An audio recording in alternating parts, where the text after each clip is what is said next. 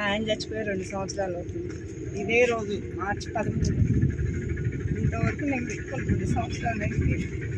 ఇంతవరకు ఏం రాలేదు. కనీసం మేము పిల్లలకన్నా అవసరానికి వస్తేనే మేము తిరుగుతుంటే ఏమి పని చేయట్లేదు. ఒక్క మనిషి కుటుంబానికి లేని మనిషి లేకపోతే ఎంత పెద్ద కష్టమో తెలుస్తుంది. గవర్నమెంట్ నిద్రపోతుంది.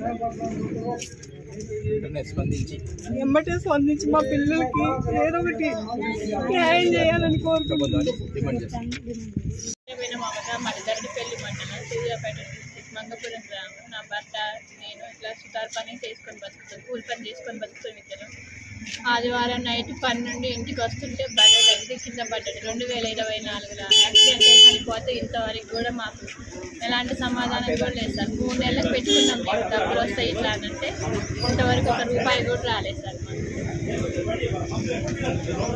బీమా 2 లక్షలని పెంచి వీటిని ప్రైవేట్ ఇన్సూరెన్స్ కంపెనీకి ఇవ్వటంతో ప్రైవేట్ ఇన్సూరెన్స్ కంపెనీ వాళ్ళు ఇదే అనుగుగా మమ్మల్ని అడిగే వాళ్ళు లేరు, మమ్మల్ని ఎవరు ఏం చేయలేరన్నట్టుగా సహజ మరణానికి 50,000 రూపాయలు ఇస్తేనే తప్ప మేము ఈ క్లెయిమ్ ఇవ్వలేమని, లేదా కటాకండిగా మీకు డబ్బులు ఇవ్వమని అంటే ఆ క్లెయిమ్ని పక్కకు పెట్టి వాళ్లకు అన్యాయం చేస్తున్నటువంటి పరిస్థితి ఉంది.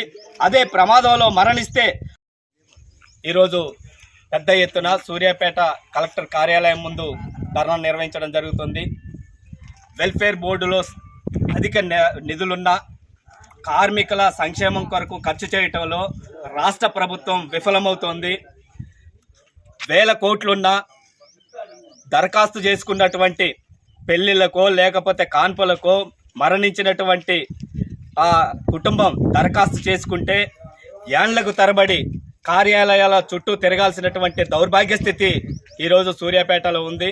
సూర్యాపేటే కాదు, మొత్తం రాష్ట్ర వ్యాప్తంగా వెల్ఫేర్ బోర్డు నిధులను భవన మరియు ఇతర నిర్మాణ కార్మికులకు ఖర్చు చేయటంలో రాష్ట్ర ప్రభుత్వం విఫలమైందని ఈ సందర్భంగా తెలియజేస్తూ, కార్మికులకు ఉపయోగపడినటువంటి సిఎస్సి హెల్త్ టెస్టుల ద్వారా 500 కోట్లకు పైగా ఇప్పటికే ఖర్చు చేసింది. ఏ ఒక్క కార్మికుడు కూడా ఒక కార్మికుడికి హెల్త్ టెస్ట్ నిర్వహిస్తే 3,256 రూపాయలు ఖర్చు అవుతుంది. కానీ 3,000 పైచీలకు ఖర్చు అయినప్పటికీ కార్మికులకు ఉపయోగపడకుండా ఆ టెస్టులు ఉంటున్నాయి. దానివల్ల అధిక నిధులు దారాదత్తమై పక్కదారి పడుతున్నటువంటి పరిస్థితి. ఇదేగాక అని చెప్పేసి ఆ కుటుంబానికి అన్యాయం చేసేటువంటి పరిస్థితి ఈరోజు ప్రైవేట్ ఇన్సూరెన్స్ కంపెనీకి ఇవ్వటం వల్ల ఉంది. గతంలో ఎక్కడ కూడా ఈ డ్రైవింగ్ లైసెన్స్ ఉంటేనే ఈ స్కీమ్ బీమా వర్తిస్తుందనేటువంటి ఆంక్షలు లేదు.